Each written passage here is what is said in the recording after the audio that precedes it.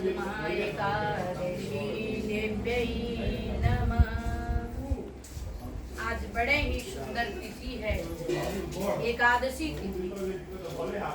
भादो के महीना में भाद्रपद शुक्ल पक्ष में जो एकादशी महारानी का आज प्रादुर्भाव हुआ है, उनका नाम पद्मा एकादशी। बोलो पद्मा एकादशी महारानी की जय। आज पद्मा एकादशी की आप लोग कथा सुन रही हैं। इस कारषणी आश्रम, श्री गुरु कारषणी कृपा आश्रम राधा कांत जी के दरबार में आप सभी माता बहनों को स्वागत है। बोलो जय श्री। प्रत्येक एकादशी में जो कथा होती है, कथा के माध्यम से महाराज युधिष्ठिर धर्मराज जी भगवान श्री कृष्ण से प्रश्न करते हैं कि प्रभु, सभी एकादशी के आप महात्म्य मेरे प्रश्नों के अनुसार आप उत्तर बताते हैं। भादो मास के शुक्ल पक्ष में कौन सी एकादशी होती हैं, उनका क्या नाम है, किस नामों से जानी जाती हैं और इस व्रत करने से कौन सा फल प्राप्त होता है और किसने इस व्रत को किया उसको कौन सा फल प्राप्त हुआ, आप कथा के माध्यम से हमें श्रवण कराइए। बोलो जय श्री कृष्ण। धर्मराज युधिष्ठिर की वार्ता सुनकर भगवान श्री कृष्ण कह रहे हैं कि हे धर्मराज युधिष्ठिर, तुम्हारा बड़ा सुंदर प्रश्न है। तुम्हारे ही तरह एक बार ब्रह्मा जी से उनके मानस पुत्र देव ऋषि नारद जी ने प्रश्न किया था। यही प्रश्न किया था कि हे परमपिता ब्रह्मा जी, मैं आपके मानस पुत्र आपसे प्रश्न करता हूँ कि भाद्रपद शुक्ल पक्ष में जो एकादशी होती हैं उनका क्या नाम है, उस व्रत को कैसे किया जाता है और किसने इस व्रत को किया था। परमपिता ब्रह्मा जी ने मुस्कुराकर नारद ऋषि का बातों का उत्तर दे रहे हैं। कह रहे हैं, ऋषि, इसीलिए ऋषियों में श्रेष्ठ तुम देव ऋषि नारद कहे गए हो, क्योंकि तुम्हारा प्रश्न बड़ा सुंदर रहता है। तुम अटपटी प्रश्न कर ही नहीं सकते। इसलिए हे पुत्र नारद, सुनो, भाद्रपद मास की शुक्ल पक्ष में जो एकादशी होती है, उस एकादशी के व्रत की मैं कथा सुनाता हूँ। बोलो जय श्री।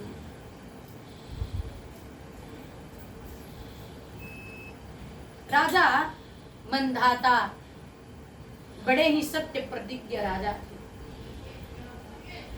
और उनका बहुत बड़ी ख्याति थी। सत्य बोलने वाले, सत्य आचरण करने वाले, अपने प्रजा को सुख पहुंचाने वाले, अपने राज्य में सबको सुख प्रदान करते थे। वाणी से सुख देते थे, सेवा करके सुख देते थे और पालन करके सुख प्रदान करते थे। राजा वही है जो अपनी प्रजा को सुखी रखे और एक एक बातों का ध्यान रखे कि हमारे नगर में कौन दुखी है, कौन सुखी है। नहीं तो बहुत बड़ा इस बात का पाप भी राजा को लगता है। बोलो जय श्री कृष्ण। ब्रह्मा जी कह रहे हैं कि मंदाता राजा बड़े अच्छे प्रतापी राजा हैं, अच्छे सम्राट हैं। अपने सत्य कर्मों से अपने नगर को वो सुखी रखते थे। एक बार उस राज्य में भीषण अकाल पड़ गया और वो अकाल 3 वर्षों तक पड़ा रहा। एक वर्ष में तो लोगों ने पिछले वर्ष का जो अन्न इत्यादि रखा था जमा करके, वो पाया। दूसरे वर्षों में कुछ शेष घर में बचे हुए अनाज से अपना भरण पोषण किया। दूसरे वर्ष में दाने दाने के मोहताज हो गए। राजा के पास,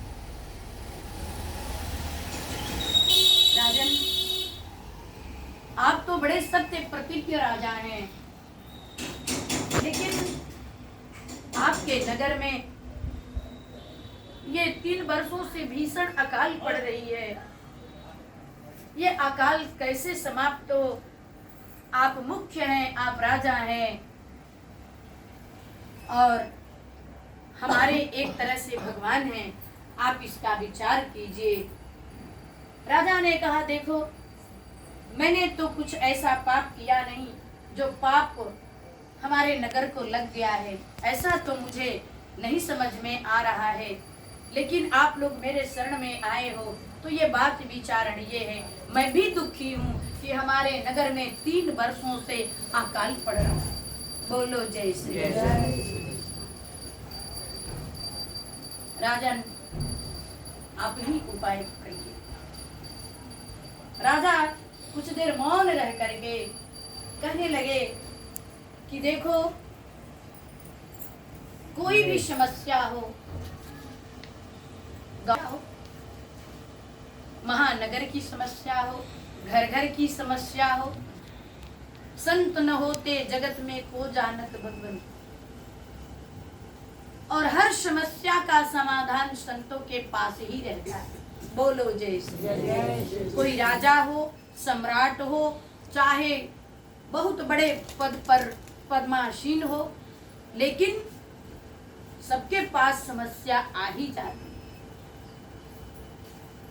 और अंत में सभी संतों के पास जाकर के समस्या ढूंढते हैं और समस्या का निदान पाने का प्रार्थना करते हैं।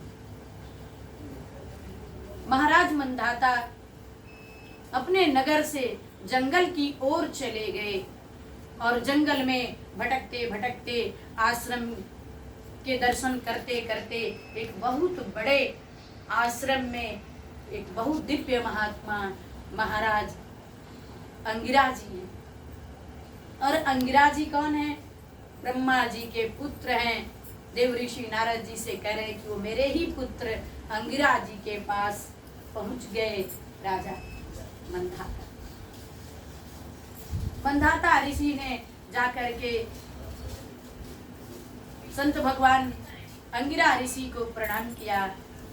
राजा ने भी दंडवत प्रणाम किया और अंगिरा ऋषि ने भी राजा मंधाता का अभिनंदन किया, स्वागत किया और पूछा, कहो राजन किस प्रयोजन से इतनी दूरी चलकर आए हो? बोले महाराज मेरे पास तो समस्या है ही, लेकिन मैं आपके आश्रम में आया हूँ, आप कुशल से हैं ना? आपके आश्रम में कोई समस्या तो नहीं है? मैं राजा हूँ, मैं दूर करने का प्रयत्न करूंगा, किसी चीज की आवश्यकता हो तो आप आदेश करें। बोले नहीं नहीं, ऐसी अब कोई समस्या मेरे पास नहीं है, आप अपनी समस्या बताओ राजन।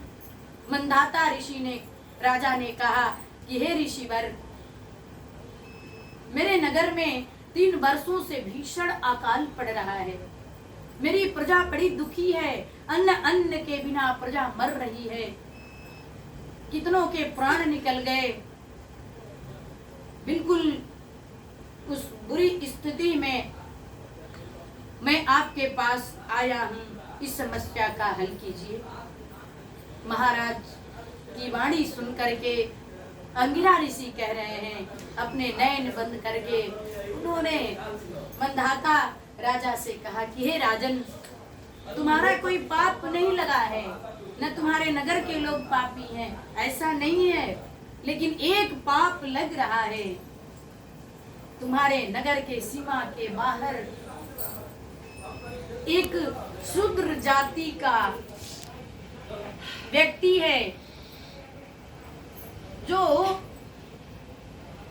बिल्कुल नीच जाति का है, उसने संत का वेश बनाया है और शूद्र जाति को संत और भजन करने का अधिकार नहीं है। वो माला जाप नहीं कर सकता और ऐसा वस्त्र नहीं पहन सकता, महात्मा का वेश नहीं बना सकता है वो, क्योंकि उसको अधिकार नहीं है। बोलो जय श्री राम। तुम जाओ और अपने नगर के सीमा से उस संत को ताना बाना छीन लो और उसको समझाओ कि तुम्हें भजन करने का अधिकार नहीं है, भगवान के नाम लेने का अधिकार नहीं, पूजा करने का अधिकार नहीं। इतना बात सुन करके महाराज मंधाता इतने पुण्यात्मा हैं, उनका तो बिल्कुल शरीर सूख गया, सुनकर सन्न रह गए। बोले महाराज, मैं आपके शरण में हूँ और आप तो सर्व अंतर्यामी हैं, सब जाननहार हैं, ये पाप भला मैं कैसे कर सकता हूँ, क्योंकि वो भी तो जीव हैं। और मेरे समझ में इतना ही है कि भजन करने का अधिकारी तो सभी हैं, भजन तो सब लोग कर सकते हैं, भगवान का जाप सब लोग कर सकते हैं, नाम संकीर्तन सब लोग कर सकते हैं, आखिर उसका दोष क्या है? इतना ही न कि वो शूद्र है। ये सतयुग चल रहा है राजन, इस सतयुग में शूद्र को भजन करने का अधिकार नहीं है। बोले मैं ऐसा कर ही नहीं सकता हूँ। आप परमात्मा स्वरूप मुनियों में श्रेष्ठ अंगिराजी हैं, आप कोई दूसरी बात बताए हैं, उसको भजन करने दीजिए, वो महात्मा है। और जो संत हो जाता है तो जाति पाति सब मिट जाती है। भगवान का कोई भी व्यक्ति भजन कर सकता है, भगवान का नाम ले सकता है, प्रभु का सेवा कर सकता है, पूजा कर सकता है, पुजारी का काम कर सकता है कि नहीं? बोलो जय श्री राम। इसलिए ऐसा पाप मैं नहीं कर सकता हूँ। इसके अतिरिक्त तो कोई बात हो तो आप हमें आदेश करें, मैं वो काम करूँगा। बोलो जय श्री राम। राजन की वाणी सुनकर अंगिरा ऋषि अत्यंत प्रसन्न हो गए। वो तो परीक्षा ले रहे थे राजा मंधाता की। बोले तुमसे मैं बहुत प्रसन्न हूँ मंधाता। हे राजन, मैं तुमको अब दूसरी उपाय बताता हूँ। दूसरी उपाय यह है कि भाद्रपद मास में शुक्ल पक्ष की एकादशी आ रही है। उस एकादशी का नाम पद्मा एकादशी है और इस पद्मा एकादशी के दिन जो व्रत करता है और आज की एकादशी जो पद्मा है, जो आने वाली एकादशी पद्मा है, इस पद्मा एकादशी के समय भगवान श्री कृष्ण के जो नाम है वो ऋषिकेश है। ऋषिकेश भगवान की आज पूजन होती है। भगवान श्री कृष्ण के कौन से नाम है आज? तो पद्मा एकादशी की जब भी पूजा होवे तो आप लोग याद रखें, भगवान के कौन से नाम लेंगे आप लोग? ऋषिकेश भगवान की जय। तो इस प्रकार से तुम पूजन करोगे, एकादशी का व्रत करोगे, अपने नगर में जाकर करोगे और सबको इस व्रत की महिमा का व्याख्यान सुनाओगे और इस व्रत करके एकादशी पर्यंत द्वादशी के दिन दही, चावल, चीनी और वस्त्र से ढक करके दान करना चाहिए।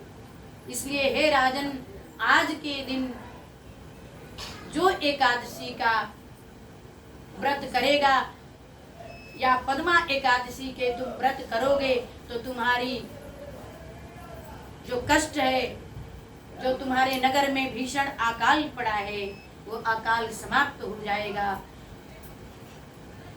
मूसलाधार बारिश होगी और जो धरती सूख गई है फल फूल हरियाली से लद जाएगी। बोलो जय श्री राम। राजा ने अंगिरा ऋषि को दंडोत प्रणाम करके अपने नगर को आए और आज के दिन जो पद्मा एकादशी है, वही पद्मा एकादशी का जब व्रत आया, तिथि आई, उस दिन उन्होंने व्रत किया और भाद्रपद शुक्ल पक्ष में पद्मा एकादशी के दिन राजा ने व्रत करके वो पुण्य अपने नगर को दिया और अपने नगर में भी सभी माता बहनों, भाई बंधु, पुरुष स्त्री, नर नारी, बाल गोपाल सबको इस व्रत की महिमा बताई और करने को कहा। सब लोगों ने इस व्रत को किया। पद्मा एकादशी का व्रत जो भाद्रपद शुक्ल पक्ष की एकादशी, पद्मा महारानी की जय घोष किया, पूजन किया, व्रत किया, दान किया, आरती करी, नाम संकीर्तन किया, रात्रि में जागरण किया और द्वादशी के दिन वामन भगवान की पूजन करके दही चावल चांदी का दान करके वो उस व्रत का फल प्राप्त राजा मंधाता ने अपने प्रजा के सहित प्राप्त किया। उस व्रत का फल तत्काल प्राप्त हुआ। नगर में मूसलाधार बारिश हुई, धरती हरियाली से लद गई, फल फूल पेड़ों में गए और धरती मैया ने इतना अन्न दिया, इतना अन्न दिया उस वर्ष में कि 3 वर्षों के भीषण अकाल को बिल्कुल लोग भूल गए, इतने अन्न प्राप्त हो गए। और इस प्रकार से कथा श्रवण करना चाहिए। आज के दिन ब्रह्मचर्य का भी पालन करना चाहिए, जितना हो सके नाम जप करना चाहिए। जो लोग माला से जाप करते हैं, गुरु के बताए हुए माला का जो जाप करते हैं, उनको माला द्वारा 16 माला आज जरूर करना चाहिए। और जो लोग माला द्वारा नहीं जाप करते हैं, वो भगवान का नाम आज जप मनसा जाप करेंगे, मानते रहेंगे, घूमते फिरते सोते जागते उठते, आज तो सुना ही नहीं है, चलते फिरते इस महामंत्र का जाप करेंगे। और आज ऋषिकेश भगवान की जयकारा लगाएंगे, ऋषिकेश भगवान की जय हो, ऋषिकेश भगवान की जय हो, ऋषिकेश भगवान की जय हो।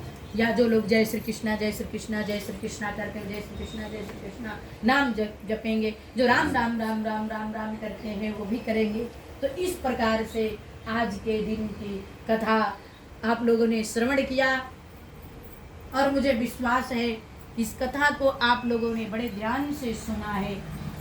और मुझे ये भी विश्वास है कि सद्गुरुदेव भगवान की कृपा से, राधा कांत जी की कृपा से, रमण बिहारी लाल जी की कृपा से और पद्मा एकादशी महारानी की कृपा से आपका ये कथा श्रवण का फल आप सभी माता बहनों को, बाल गोपाल को और गोपी स्वरूपा गोपी जनों को यह व्रत रमण बिहारी जी अवश्य पूर्ण कराएंगे। पद्मा एकादशी महारानी की कृपा आपके ऊपर बनी रहे। ये हमारे ठाकुर जी की ओर से, हमारे सद्गुरुदेव भगवान की ओर से और हमारी ओर से आपको बहुत बहुत धन्यवाद, प्रणाम, जय श्री कृष्ण।